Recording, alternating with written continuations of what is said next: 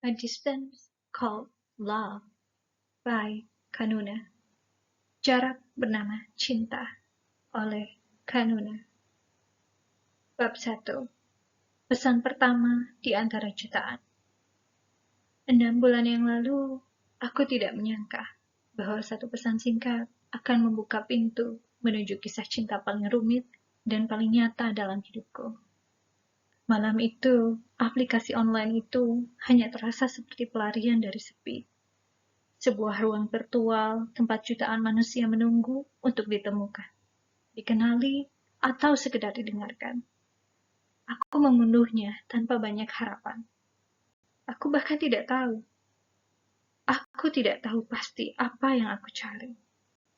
Tapi entah kenapa jemariku terhenti pada satu foto. Wajah itu, satu yang paling tampan di antara yang lain.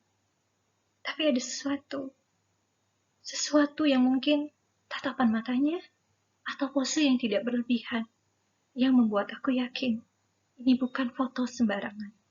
Ini dia, pria asli, bukan sosok yang disembunyikan di balik filter dan kebohongan. Mungkin namanya tidak tercantum dengan jelas. Tidak ada keterangan asal negara, tidak ada deskripsi panjang yang menjual diri seperti kebanyakan profil pria lainnya. Justru karena itulah, pria ini terasa berbeda. Misterius, tapi nyata. Dan malam itu, untuk pertama kalinya dalam hidupku, aku mengetik pesan lebih dulu. Dan ini pesan yang aku kirim. Hi, how are you? Balasan datang beberapa menit kemudian. Sangat cepat untuk ukuran pria yang terlihat cuek. Tapi isinya, hi, pretty good. Tanpa nama, tanpa pertanyaan balik. Dingin, seperti tembok. Aku membaca pesan itu berulang kali. Dan aku pikir, di dunia di mana orang berlomba-lomba menjadi menarik, pria ini seperti tidak peduli. Sama sekali tidak mencoba memikat. Dan entah kenapa, itu justru membuat aku semakin penasaran. Oh, apakah dia tidak tertarik padaku? Apakah karena aku tidak menunjukkan foto wajah asliku padanya? Dalam pikirku. Tapi, rasa penasaran itu lebih kuat dari rasa malu. Seolah ada energi tak terlihat yang mendorong aku untuk tetap bertahan. Tetap mencoba menembus tembok yang aku bahkan tidak tahu setebal apa. Dan malam-malam berikutnya, aku tetap mengirimnya pesan. Kadang dibalas, kadang tidak. Kadang hanya dengan satu kata, tapi aku tahu dia masih di sana. Ada keheningan dalam komunikasi kami, tapi aku bisa merasakannya.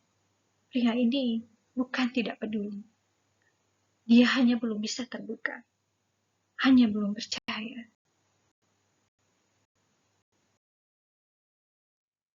Lalu, beberapa hari kemudian, kami bertukar nomor, berpindah ke WhatsApp.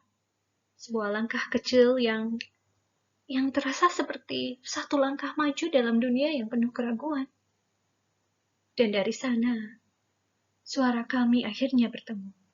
Beberapa kali panggilan telepon, percakapan yang tidak selalu panjang, tapi perlahan membuka celah-celah yang selama ini tertutup rapat. Namun, tetap saja, Roni. Ya, Roni. Begitu akhirnya aku tahu nama aslinya.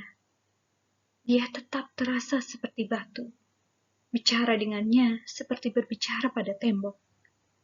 Tapi aku tidak menyerah.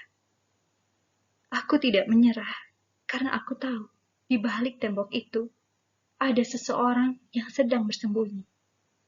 Dan aku ingin menjadi orang pertama yang benar-benar mengenalnya.